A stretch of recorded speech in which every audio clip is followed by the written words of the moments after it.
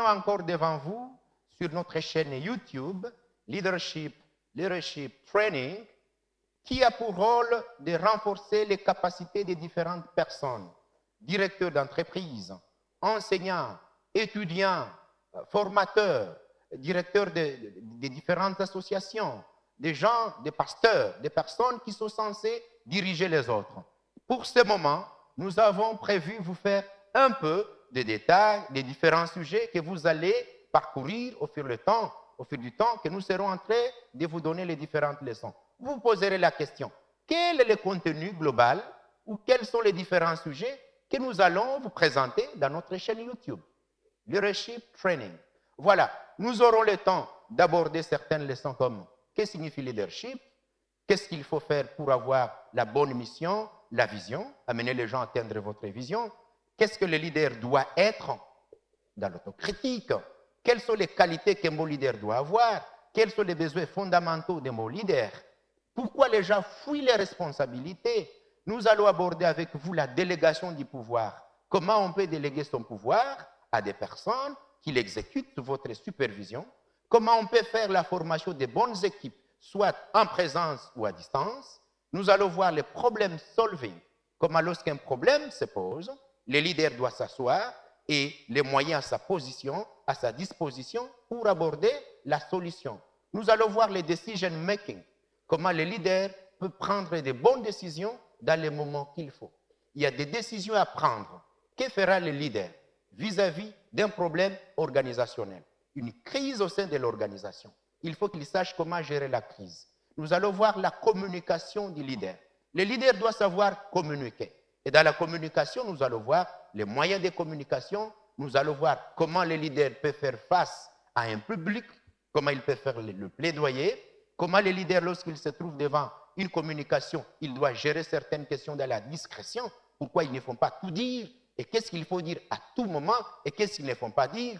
Nous allons aborder des questions, par exemple, de comment motiver les staffs, comment vous avez vos gens que vous dirigez, comment vous pouvez les motiver, comment amener les gens à vous obéir avec joie. Vous dirigez une entreprise, vous dirigez des gens, vous êtes militaire, vous êtes commandant, vous êtes politicien, vous êtes par exemple directeur d'entreprise. Comment vous pouvez arriver à amener les gens qui sont avec vous à vous obéir avec joie, sans pression.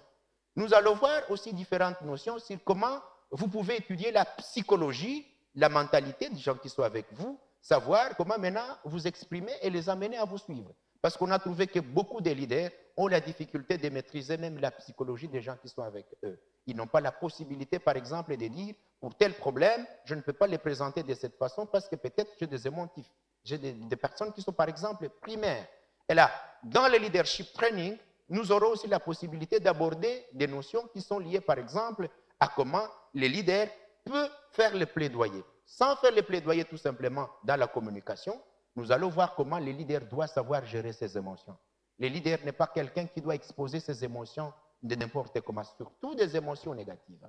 Comment il peut arriver à gérer ses propres émotions, mais aussi les qualités qu'il doit avoir, et lorsqu'il se trouve dans des situations d'opposition, des contraintes liées à des contradictions, comment il peut faire face à des problèmes où il se retrouve même seul, ou que peut-être ses décisions sont combattues tout simplement parce qu'il n'a pas fait l'anticipation. Comment faire l'anticipation? Comment anticiper les problèmes avant qu'ils ne viennent?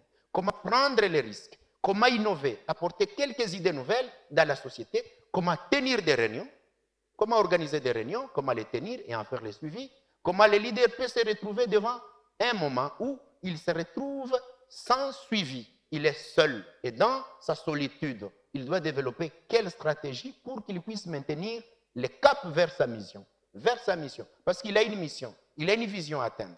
Comment arriver à ne pas lâcher tout simplement parce que vous êtes dans la perplexité? Et tout ça, ce sont des notions auxquelles vous allez avoir l'accès au fur et à mesure des leçons, et cela vous permettra de renforcer vos capacités. Bien sûr, nous aurons besoin de vous pour que vous puissiez nous amener des commentaires, vous trouvez les liens, vous partagez avec vos collègues, vous avez des questions, vous les posez, et tout cela va nous permettre de savoir comment mieux vous servir.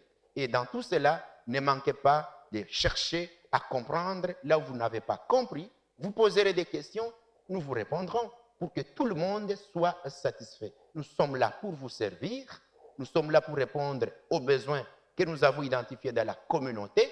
Il y a des universitaires qui n'ont jamais suivi les cours de leadership, c'est le moment d'en suivre.